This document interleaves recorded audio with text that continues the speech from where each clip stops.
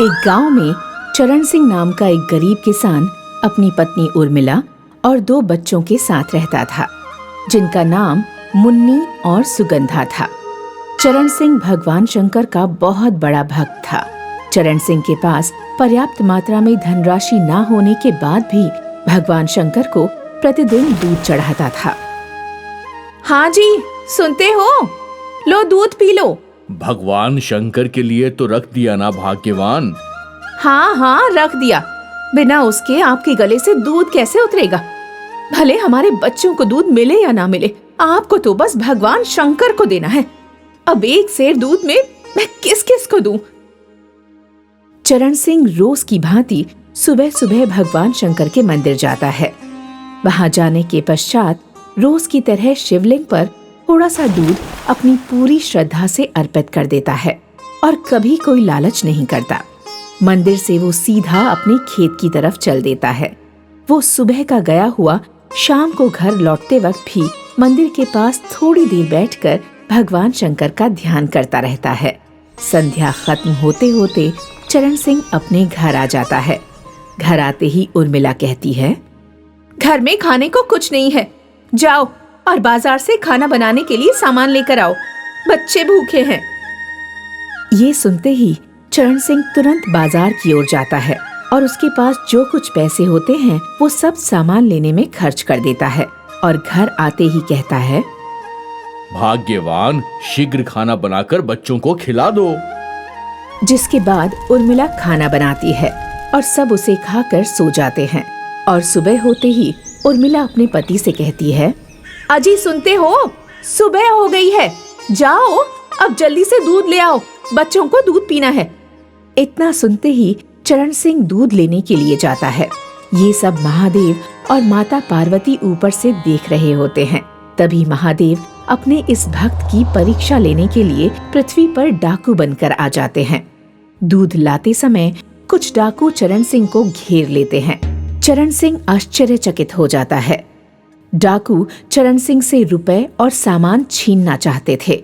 छीना झपटी के बीच चरण सिंह को कुछ चोट भी लग जाती है और चरण सिंह के हाथ में जो दूध होता है वो भी काफी मात्रा में नीचे गिर जाता है। लेकिन चरण सिंह जैसे तैसे बचे हुए दूध को गिरने नहीं देता। अंत में चरण सिंह के पास कुछ ना मिलने पर डाकू चले जाते हैं। डाकू के जाने के बाद चरण सिंह मंदिर की तरफ जाता है और बचा हुआ दूध शिवलिंग पर अर्पित कर देता है। अब महादेव दूसरी बार चरण सिंह की परीक्षा लेने की सोचते हैं और इस बार वो एक छोटा बच्चा बन जाते हैं और उसी मंदिर के सामने खड़े हो जाते हैं जहाँ चरण सिंह रोज दूध चढ़ाने आया करता था। चरण सिंह रोज की तरह मंदिर आता है तो वो देखता है कि एक छोटा बालक मंदिर के पास खड़ा होकर रो रहा है। वो पूछता है, क्या हुआ बालक, तुम क्यों रो रहे हो? मैंने कल से कुछ नहीं खाया है। चरण सिंह भगवान शंकर को चढ़ाने वाला दूध बालक को देते हुए बोलता है, ये लो बालक, इसे पी लो, तुम्हें अच्छा लगेगा। बालक सारा दूध पी लेता है और वहाँ से चला जाता है। जाते वक्त उस बालक के चेहरे पर खुशी दिखाई दे रही थी। चरण सिंह मन ही मन सोचता है, अगर इस भूखे बालक को ये दूध नहीं देता तो महादेव मुझे कभी क्षमा नहीं करते। इसके बाद चरण सिंह अपने खेत की ओर चला जाता है।